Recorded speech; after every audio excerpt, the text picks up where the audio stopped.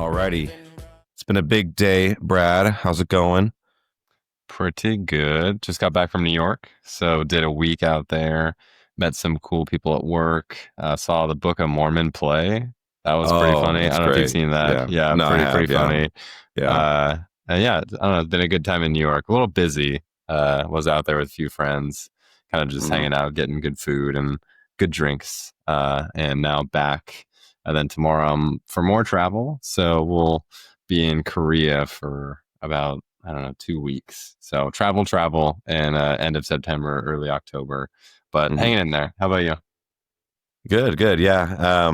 Busy. And obviously, we've got some big news on this episode. So, this is episode 30 of our podcast, of course, the Dirty 30. And some big news is that there was a big announcement today from OpenAI. It was their Dev Day. So, we Hmm. wanted to get on, not just because Brad's getting out of town here in a little bit, but also because of the big news that came out from OpenAI. Want to unpack everything that got released. It is all pretty fresh, so there might be details that we missed, but we did want to kind of cover the big hitters as of today. Today is the October 6th as of recording this, so same day of the Dev Day.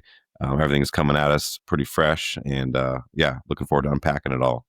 Yeah, So they have a lot of stuff. I was just looking through it earlier today. I think they have a dev week, if I remember correctly. And I think that is like multiple days workshop, but I'm not mm, 100% sure. I'll have to check after this. But regardless, their opening keynote had a bunch of updates. They have apps in ChatGPT. I'm just looking at their announcement. Agent yeah, Kit building, production grade agents. Sora 2, which is taking off with their new app. They have Codex, which we've seen and loved, GPT-5 Pro and the API, GPT Real-Time Mini, so a smaller voice model, and then finally, but not least, GPT Image 1 Mini.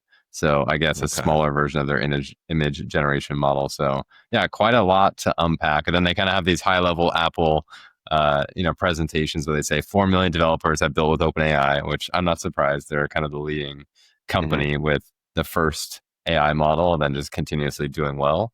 And then 800 million plus weekly chat GPT users, which is pretty awesome.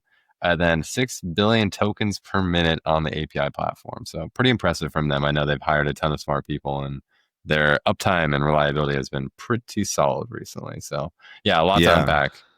yeah. Well, and it's funny. I'll put the tweet in there, but there's a person um, not just a person, he's a very influential person in AI. Sunny Madra, hopefully I'm pronouncing his name right, but he's the president of Grok, GROQ, and he tweeted about the announcement, some of the stats that OpenAI was putting out there, and basically he estimates, he does some math, and again we'll put it in the show notes, but he basically says that like with those figures, that's about $1 billion a month in revenue, like run rate, or about 12 billion ARR. I don't know, like, I don't have the math or to kind of check him on any of that kind of stuff, but like obviously a very knowledgeable person in the AI space with Grok, and crazy numbers to think about. $1 billion a month in ARR. That's just wild. Yeah. Yeah, and they're still not profitable, I'm pretty damn sure, due to all their investments, but you can see a horizon in which they kind of explode at the very end once they have a ton of hooked chat GPT users, a ton of hooked developers. Like they're building on both fronts. And I think from their dev day, I'm really excited that they're taking more chances. I think hmm chat GPT as a product, they can do really well on, but as they build out deeper integrations, like they had launched shopping, I think, within chat GPT maybe like a week Yeah. ago Yeah. with DevDay. They have like apps built into ChatGPT, so we can talk about that. But Yeah. there's a lot of stuff moving in OpenAI, and I think from the outset as a developer, I kind of grade them by their model performance, not necessarily their user-facing products. But I'm excited that they have a lot of smart people working on that part of the house, building out really good, sticky AI experiences that actually feel useful versus just a generic chat interface. I Yeah. built my own chat AI app and it's really hard to make a good chat. And then when they add all these bits and pieces on top that make the experience that much better, it does kind of eliminate some of the startups that are out there today building on top of OpenAI. So OpenAI is a behemoth, but they Yeah. do come out swinging and they are building stuff and they are continuously partnering with important people. And it kind of makes you wonder, like, what's next for them, given they released all this stuff today and probably have 5 to 10 things, cooking in the background. Yeah. Well, let's kind of compare, I guess, before we dive into the specific items that we mentioned, like apps, SDK, and stuff like that. I wanted to just compare the, I guess, reception and my own personal feeling. This is, just my own anecdote, I guess, but in the release of GPT-5 versus this kind of demo dev day, like you said, that it's different because GPT-5 release is the release of a new model, whereas this is kind of more product focused and kind of like kind of more feature rich. It's just different. But to me, when I watched the live stream today, I thought they knocked it out of the park. I thought they did a wonderful job, and we were a little bit critical, I think fairly, of the GPT-5 rollout and just kind of what was promised versus what was delivered. But for me, I was pleasantly surprised. And I think the night before, so last night, again on October 5th, Greg Eisenberg, who's a very influential person in this AI space, I saw a tweet from him saying that it's rumored that the agent builder will be dropping as part of this DevDay from OpenAI. And so you and I think, exchanged DMs about it, and I was super excited. And I think it's a very logical next step for them.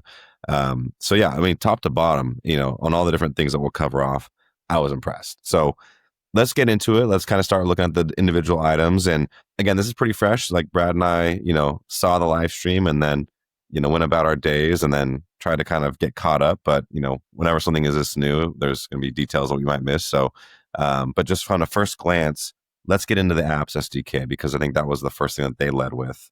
And, for me, I think the way that they kind of pitched this was like a built-in way to build apps within the ChatGPT ecosystem. And, importantly, able to monetize those apps as well, all within, OpenAI, ChatGPT's ecosystem. So I thought this was really cool. I think there are so many companies that are out there trying to build, with OpenAI and build those apps. But deployment is always kind of, I think, a challenge right now. But also too, like it's so fragmented and it's such a wild frontier, I guess, in terms of like app development that having a place, if I had an app that I wanted to build and deploy, what better place to do it than like in a chat GPT type ecosystem? And one thing I'll add before I, finish here is I'm going to kind of give this credit in the bingo card because I think we had a bingo card item, might have been yours, where it was like a app marketplace. I think was one of the. I'll have to go back and look at the bingo card exactly how you phrased it, but this is what it kind of feels like to me. So, what was your thoughts on the app SDK? Yeah, I was just opening the docs and looking at all the details. I think it's really unique because you can build these first class experiences within ChatGPT without leaving. And I think Yeah, this actually becomes more of a platform where previously we had GPTs where there was like a GPT store where you'd write some custom prompt. People could kind of pull those custom prompts into ChatGPT and use them. And I believe that was a store in the sense that OpenAI had paid out people who had a lot of popularity with certain GPTs. This feels like the next evolution of that, where we're getting built-in quote unquote apps into ChatGPT's interface. So they're kind of demoing Spotify, for example, on their blog post, where you can ask Spotify to give me the latest songs from my favorite artists. And it just pulls up kind of custom UI, I would say, within the ChatGPT app that's Spotify specific.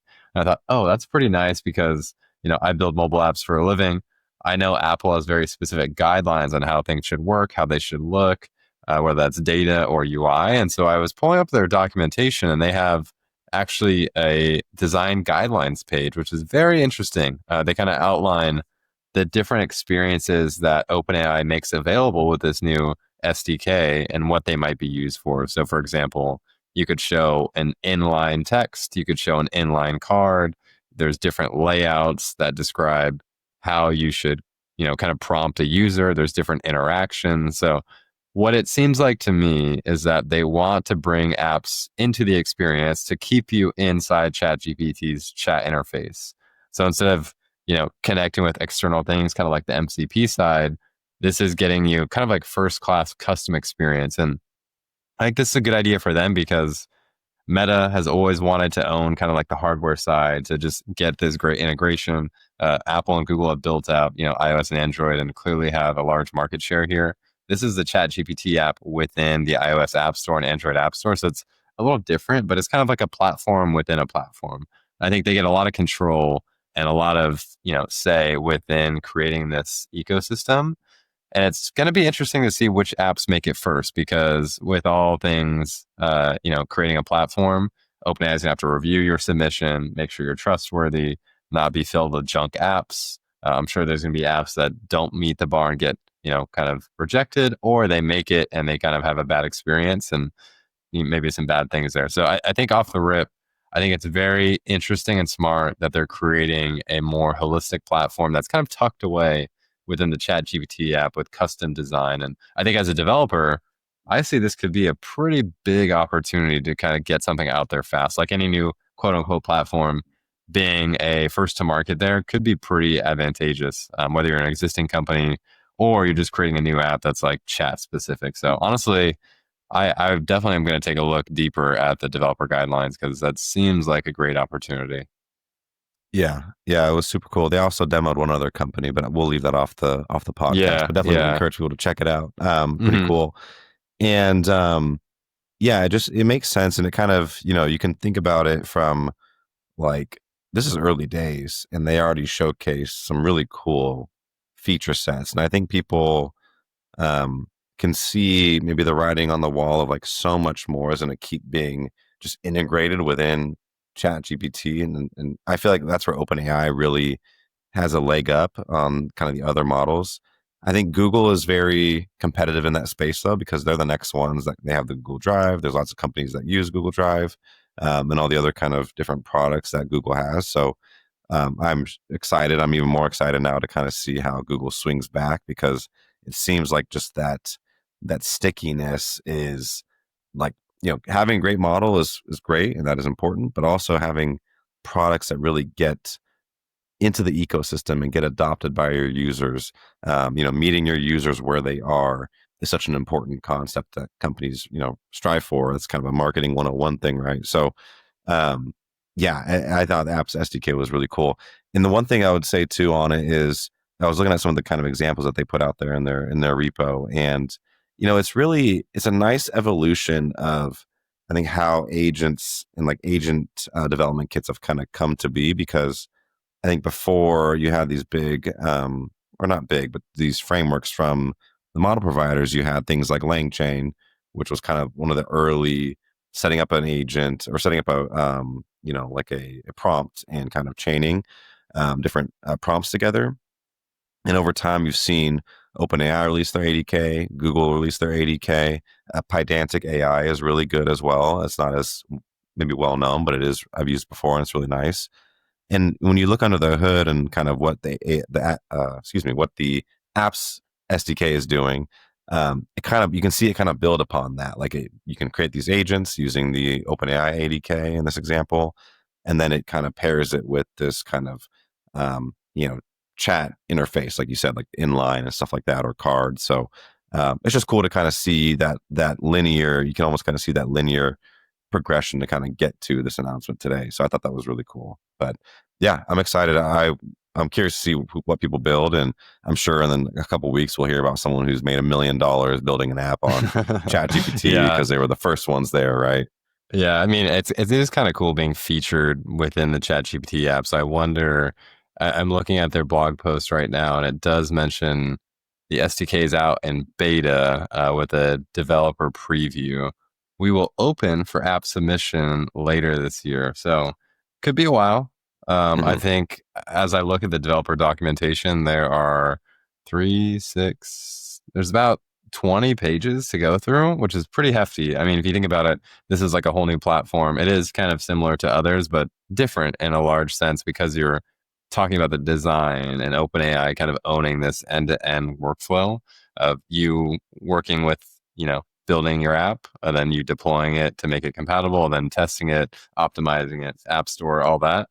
So it is a little bit interesting. I think very, very exciting. I'm surprised to see that there's not more apps on it. I imagine, as a company, you'd want to be integrated, but it does, drive less traffic to your website if ChatGPT Hmm. exists as an app. So that kind of dual-edged sword of, yes, I would like to enable my experience natively within ChatGPT, but no, I don't want to take away from the core experience. And then I have to maintain a whole new kind of platform, so to speak. So Yeah. that can produce a little bit of technical burden there. So very interesting to see who's out in kind of their first round. Interesting to see who will come out in kind of their following rounds and if it will truly be open. I have a feeling that OpenAI kind of treats itself as like an Airbnb or an Apple with pretty high design taste. And I wonder if they will kind of hold a very strict bar for developers approaching this apps SDK and see how that approval process goes. But yeah, I think there'll be a tweet that, you made millions off Hmm. a chat GPT app, by the end of the year, once they open up submissions, I guarantee it. Yeah. Well, and also too, I wonder if this will, and this might already be the case where, the other competitors are working on a similar thing. So, you know, Hmm. and if you think about, okay, you're a company and, you have an application, but you want to, build it into, ChatGPT as well. Just like, let's take that Shopify or Spotify example. Spotify, right? The music one is what they demoed, I think, today. Hmm. Um, so if you're Spotify, you got to build it for ChatGPT. But then if Google has their own, in Gemini, right, then you might need to build it for that platform as well. So you could see, if you want to again get the most coverage and be where your users are, you might need to kind of build that once or twice, and with the different, app SDKs if they all start doing that. So, yeah, it'll be interesting to see where that all leads. And like you said, the approval process and how that might differ from, Google to OpenAI and so on. Yeah. Yeah, and I think I would just like to tie it back into their Buy It and Chat GPT product release. So this actually was announced September 29th, so not too long ago. And I was just looking at the blog post, and they have an agentic commerce protocol such that Chat GPT can work with a merchant, and that merchant can expose kind of the products and fulfillment options, sales tax, et cetera, all that. So kind of the whole checkout flow is encompassed by this agentic commerce protocol so that they have integrations with Stripe, with Etsy, with Shopify. So not Spotify, but Shopify on the payment side, such that, you can ask, oh, I want to buy a new chair for my office. And I'm going to go ask ChatGPT, which does, a great web search. It scrapes Reddit, scrapes Yelp, whatever. Once you get all that data back, since this is such a trusted and reliable thing for people these days, having a buy it now button really pushes the fold on, you get the research done, you're ready to buy. Now you can buy immediately. And so I think it's a genius move by them to get that working. It's cool that they added an AI layer on top, the ACP, Agentic Commerce Protocol, and under the hood, it kind of works with a few of these existing payment providers. So very, very cool. And I think that will even be better with this apps SDK where you can expose an experience. That experience can then expose the buy it now feature. I think at the end of the day, lots of these people are either trying to, get you to pay money or get you very, very close to that. And so building on top one layer after another for ChatGPT to pretty much take over everything. So really exciting from Yeah. them. I'm glad OpenAI is focusing on a product experience and not only the core underlying technology because they have great advancements in both. And I think this one's a standout. I'm excited that they have it. And I think it unlocks a bright future for them with the ChatGPT interface and new apps. Yeah. Totally.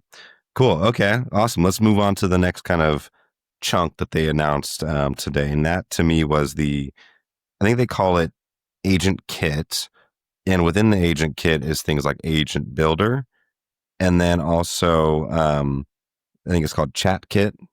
And then within that, you can do evals on, your agent. So the, I guess, elevator pitch in terms of Agent Builder and Agent Kit is, first, I guess, speaking about Agent Builder, it's more of a drag and drop type interface to build out agents all within, again, the OpenAI platform. So I was super excited about this, especially because myself not having a technical background, a big problem with implementation of, AI solutions is um, the difficulty in the learning curve in terms of, you know, understanding how AI works kind of behind this, under the hood, behind the scenes, and being able to create workflows that are, user friendly, and they're not a super big learning curve to create, and that way it can get implemented. So the reason, and there's other things that are already out there in terms of agent builders. So, when I was kind of thinking about why I was excited for this, when there's already, Zapier out there, there's already Make,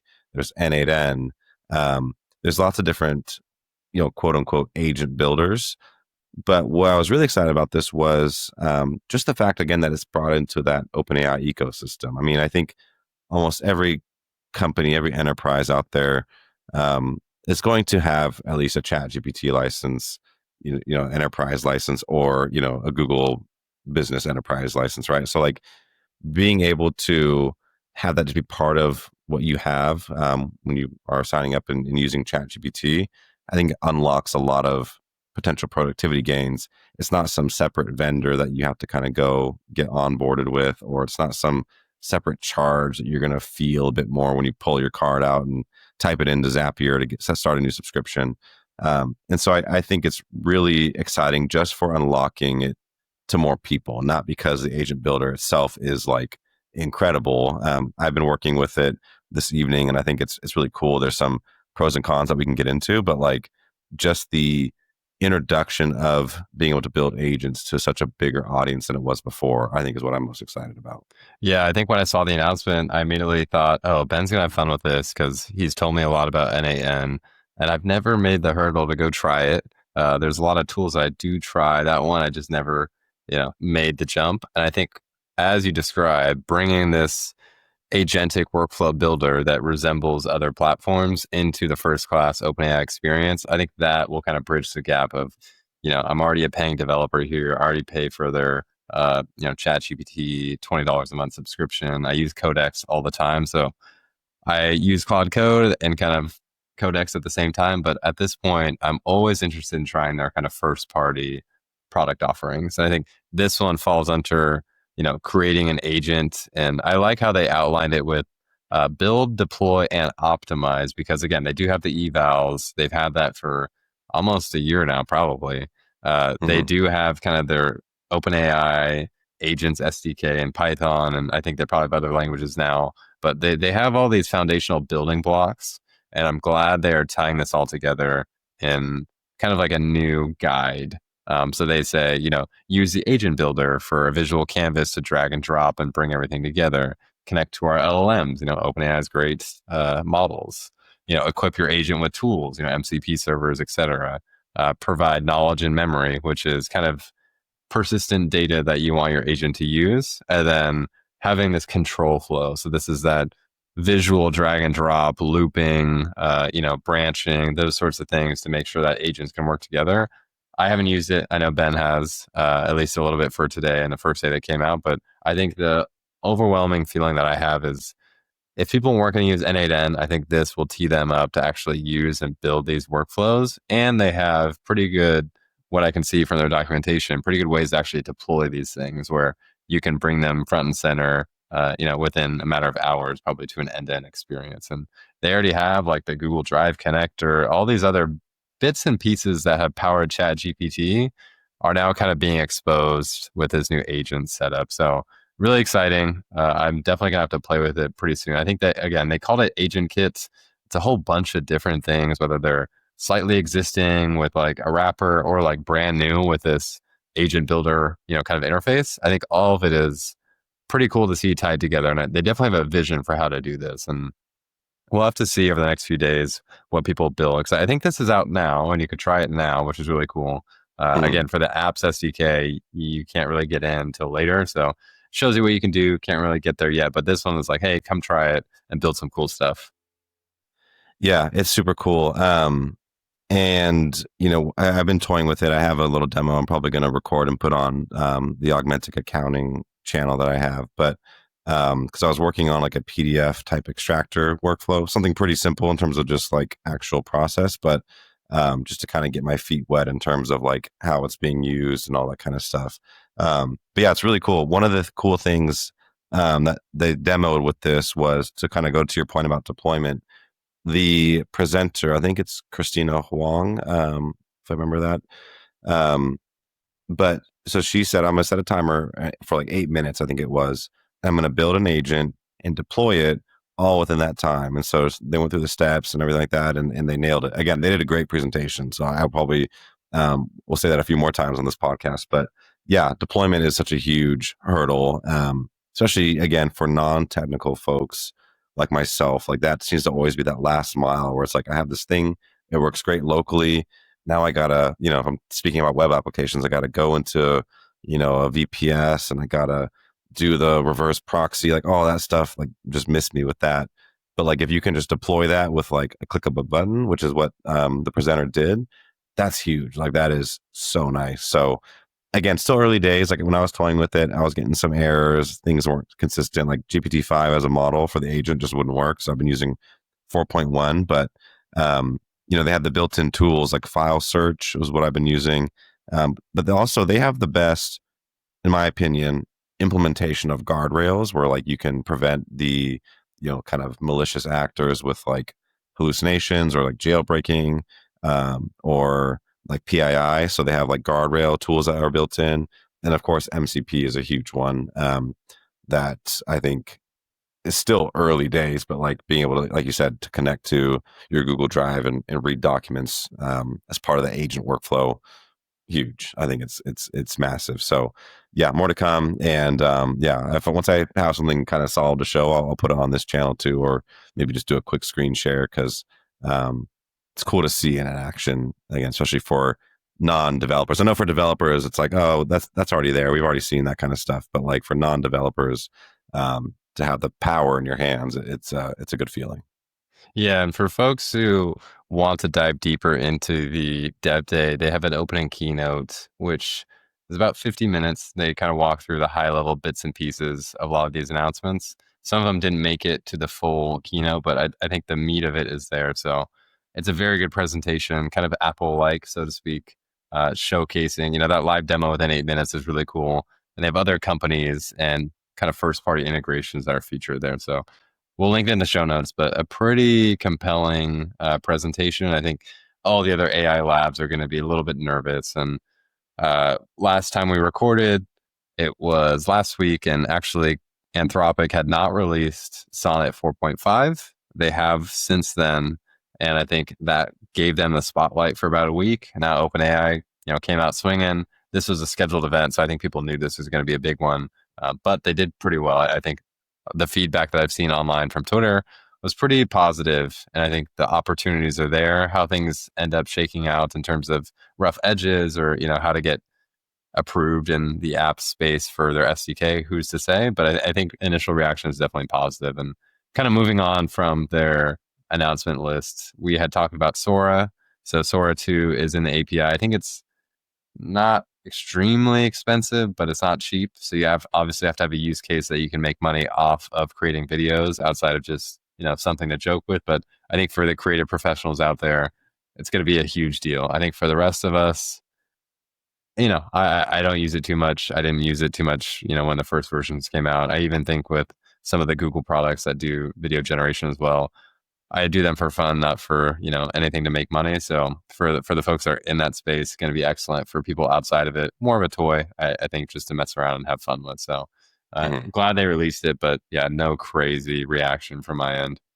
Yeah, I think it's super cool. And one of the super cool as in Sora too. Again, for it being available on the API, I haven't used it myself, but super like powerful model. I mean, some of the videos that I've seen are pretty incredible, and it feels like we're kind of blurring that line of like, is this AI or is this real? Like some of the videos that they've like shown, and I think in the demo when they were speaking about it, they presented a cool use case where it was, like a marketing video. Like it was like a commercial basically of like, I think a person doing some shopping for like furniture, and it looked really good. Like, so if you think about the current state where if you want to shoot a commercial like that, you got to hire an actor or an actress, you got to get expensive cameras, you got to get a setting, maybe it's a big, nice building or you're down at the beach, so much cost. And the fact that you can create an almost kind of, video for, you know, fractions of the cost. I'm not sure exactly what Sora's pricing is, but like it's certainly a hundredth, if not more, cheap than that alternative of like creating a professional ad. So I'm sure it's not there yet, but like you can kind of see it's only going to get better. And so like, I'm not going to be surprised if we start seeing like car ads, for example, where it shows a Porsche driving on the side of a road. It looks all nice. And it's like, that could have been from Sora. Are we able to tell or not? It is really good. I am slightly scared too. I think the hands are still a big tell. If you see anything Okay. that might be AI generated, check the hands or it has unnatural movements. There was an OpenAI release video in which they talked about something. I can't remember what it was, but there was big speculation that the video that they had, kind of shown to the public was Sora generated because of these very nuanced, odd, like human movements, I think, in the actress. And so people were speculating, hey, this is probably like a Sora 2 video. And I don't know if that ever came out to be true, but that was very interesting as all the videos that OpenAI showcases on their marketing page, people kind of have this in the back of their head of, is this Sora? If it is, it's really impressive, but it almost feels in a way kind of weird. I think when Sam and Johnny Ive had their video, which was many minutes, people had wondered, oh, is that Sora as well? Because like just some weird elements about the video that people are very, uh, you know, particular about kind of identifying and saying this looks a little weird. So Hmm. yeah, we'll have to see if that makes it a little bit easier. I think the pricing is good, like you mentioned, but I think for people just trying to mess around, Yeah. it's not cheap. You can't mess around forever. So cool release. And I'm Hmm. glad they added it. And again, I think for the creative professionals, it'll actually be a huge, huge deal. For the rest of us, definitely cool. Yeah. And I think the only other API release before we get into the last, I think, big chunk is that they released GPT-5 Pro for the API, I think. Yeah, So cool. Yeah. yeah, that one's good. I think the pricing is really expensive, and in my mind, I think it becomes a little bit difficult to choose when to reach for GPT-5 Pro. Hmm. I think if you pay for ChatGPT Pro or Plus, you only get so many queries to GPT-5 Pro. I think it was maybe like 15 or 20 per month, which is extremely low. Maybe they've upped it in the past few weeks, but originally it was a very low limit. So you can tell that it cost OpenAI a lot of money. When they released the API pricing today, it also costs a lot of damn money. So you can tell that it's not cheap to run, but it's really good at what it does. But we kind of end up at this point where I know you have told me about this. Like, have we hit the limit where the models are just good enough?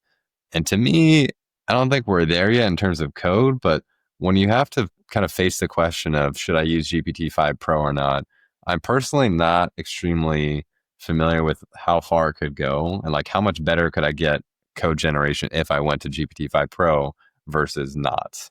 And sadly, I don't have a good answer to that question because I think I would use it more if I knew, but given the steep price, and I don't want to run through like 20 examples of here's GPT-5 versus GPT-5 Pro because if it's not significantly different, I just wasted money. And again, I'm paying for Anthropic's Claude Code Max plan, which is $200 a month, and then I pay for ChatGPT $20 a month. So both of those give me kind of their agentic CLI coding experience, but GPT-5 Pro is not included in OpenAI's $20 a month. So I can't Yeah. even test this unless I go through the API. And again, API pricing is really expensive. So long story short, it's really, really cool that this is out. I think as a developer who's used a lot of AI tools, I'm completely unaware of when this would actually make a difference in terms of my day-to-day coding. I hope they come out with, some guide or something to help me. Like if Codex the CLI could intelligently choose GPT-5 Pro for me on like the hardest of hardest of hardest of problems, because, like we had talked about, they're moving to this dynamic thinking mode where you choose a model, then that model internally says, should I think a lot or should I not think a lot for this Hmm. query? And GPT-5 Pro, I think, extends leaps and bounds above GPT-5 High, which is like their high thinking mode. So one has to consider like I personally would trust OpenAI if they thought my query was really complicated and needed GPT-5 Pro, but I think their pricing doesn't really align with it. Where I pay 20 bucks a month, I'm writing a lot of code with their tools, but GPT-5 Pro is so expensive they can't even offer a sliver of that within their $20 a month. So it's in a weird spot where you really need a hard use case, and to me, I have not found that use case where it matches because I write a lot of code with AI. So yeah, I don't know. Maybe that's just my reaction, but I think people are excited about it from what I've seen online. But personally, again, I don't have the right understanding to know when it would be worth it to spend that extra money to get that kind of higher grade intelligence. Yeah. Yeah. Same here. I mean, like I said before, and like you said, I don't think my personal use case would ever really warrant GPT-5 Pro. Maybe one day I'm building rockets, but for now I'm not. So, yeah, it's good enough for me. But yeah, I mean, if you're someone who's needs that, it's available through the API. So there you go. Brad, the last thing I wanted to touch on in terms of the announcements, and to me, this was interesting because it was the coolest demo in my opinion, but it was the one I'm probably least close to, and that was some of the stuff that they were showing with Codex. So I'll explain a little bit about the demo and how I thought it was super cool. But I'll be the first to say this is like the area I've spent the least amount of time on. So Brad, I'm not sure if you've had a similar, not able to spend enough time on it yet, but in the short, what they did was they had someone from OpenAI come up on stage, and they have cameras, right? You're on a stage and they have like lighting and they have cameras all around the rooms, right? And so the presenter, I wish I got his name, but he was saying, I'm going to have Codex write me a program where I can control the lights and the camera that is in this presentation room. And he prompted Codex, and a couple of the things that stood out to me, and it was like, one, I think he was saying, hey, they're like Sony R7 cameras or something like that. So he like prompted Codex, said, I need you to write me code that can let me control the Sony R7 cameras and like build it into an app.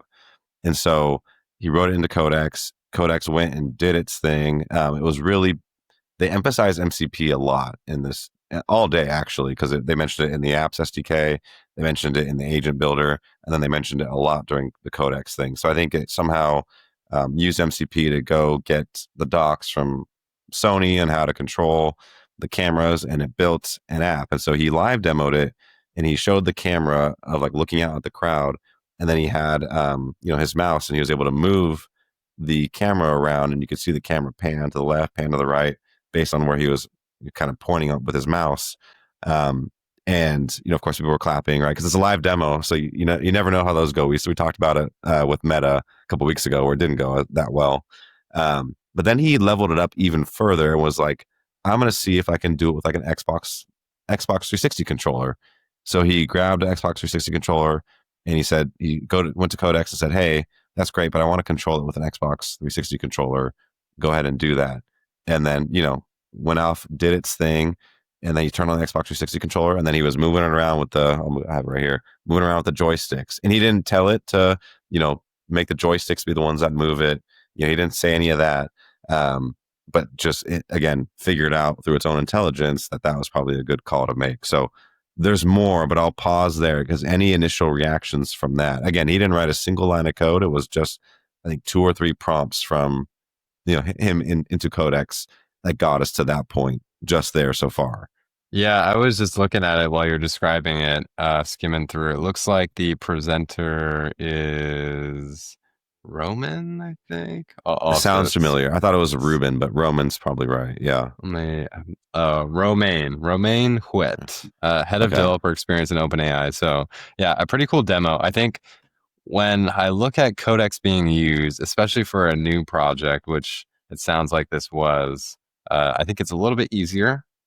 Just to be completely honest, I think building Mm-hmm. something new using agentic coding tools kind of brings the code with no kind of existing human interaction. Like the AI can create whatever it wants because there's nothing existing and create it in whatever way it wants. But I think modifying existing code is a much harder task, which Codex does do well at. But I think the live demo, as I look at it, really impressive. Again, hats off for them building on stage. I think Codex has come a long way where there's been a trend, like we talked about last episode, of shifting from Claude Code to Codex based on various Anthropic missteps and OpenAI kind of spending more time there.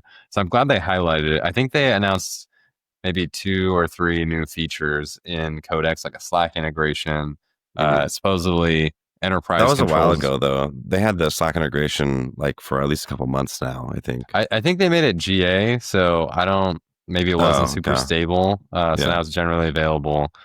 So yeah, a lot of things within Codex were more like, please come use it. We've spent a lot of time on it, and that becomes kind of a recurring theme because previously they didn't spend a lot of time on Codex to CLI. Now that they saw Claude Code's success, I think they're spending a lot more time there.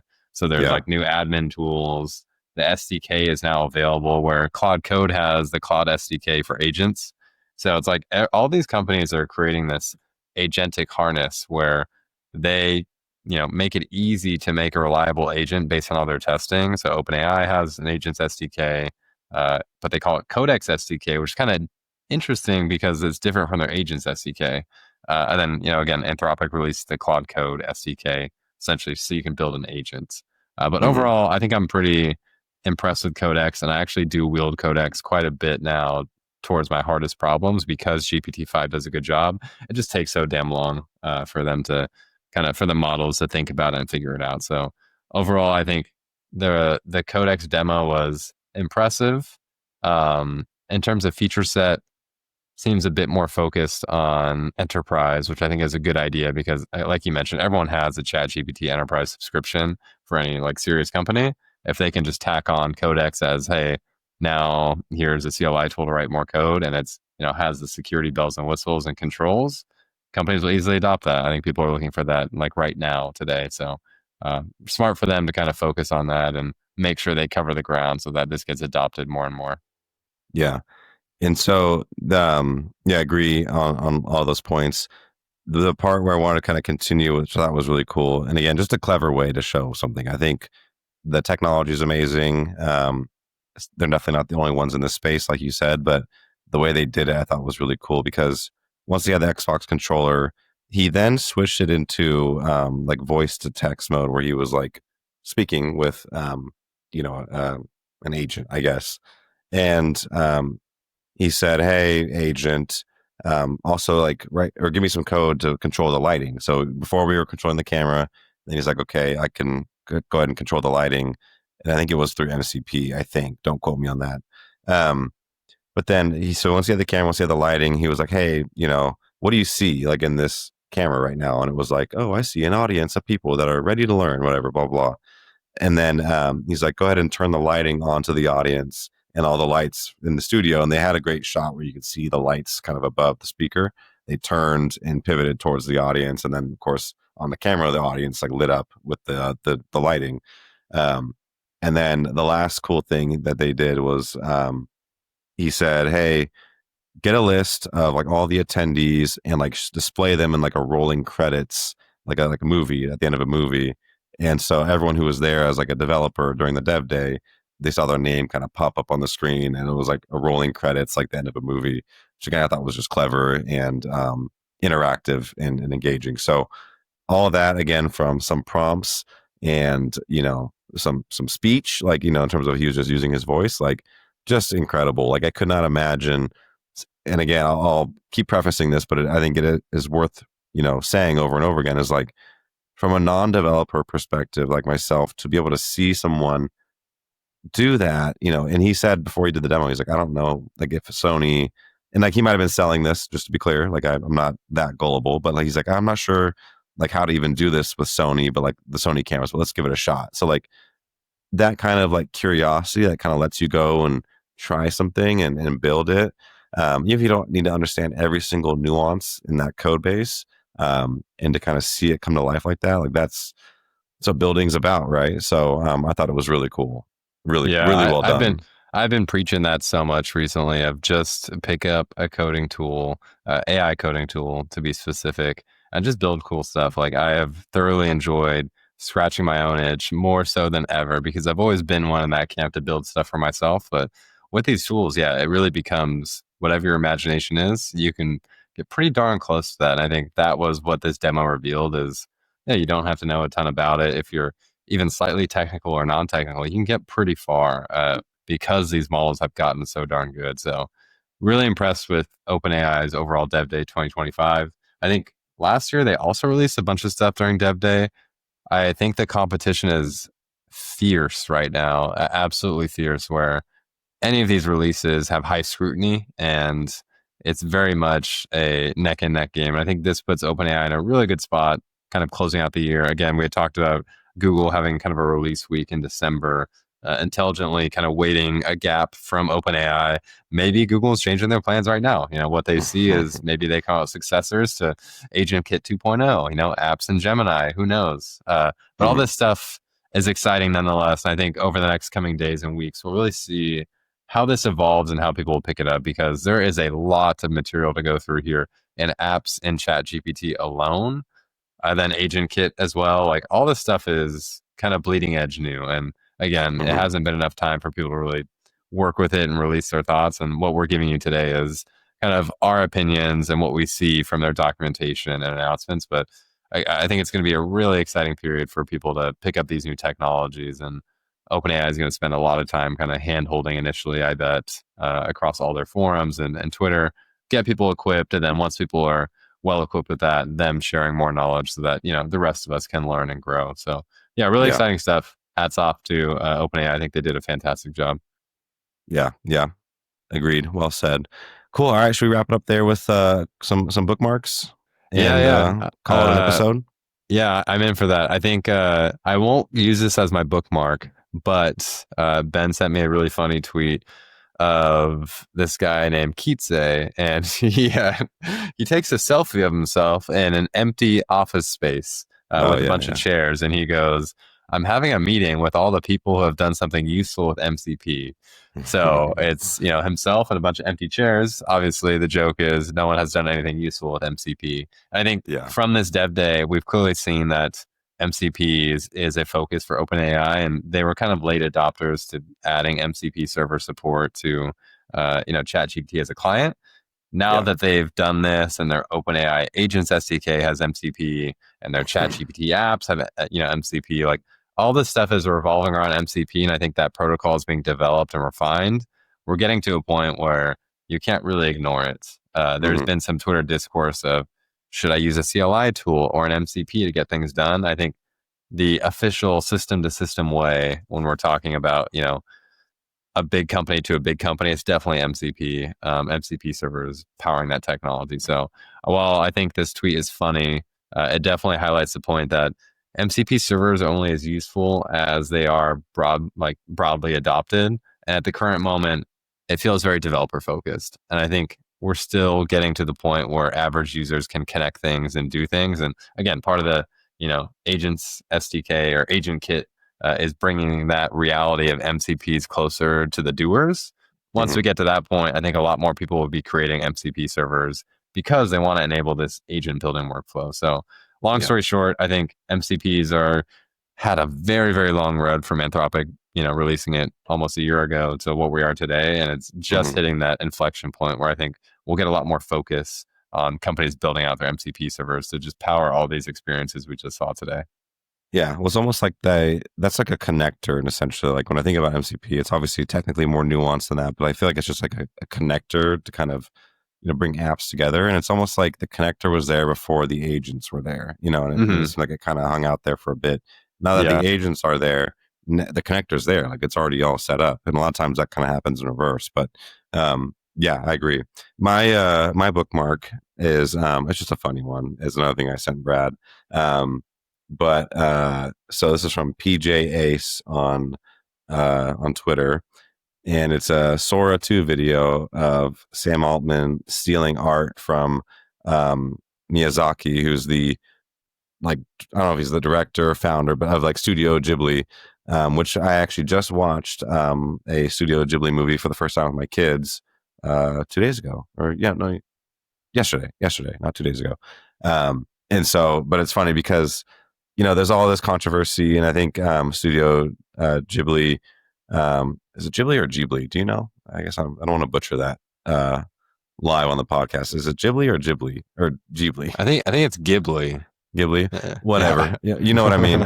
The really cute kind of animations.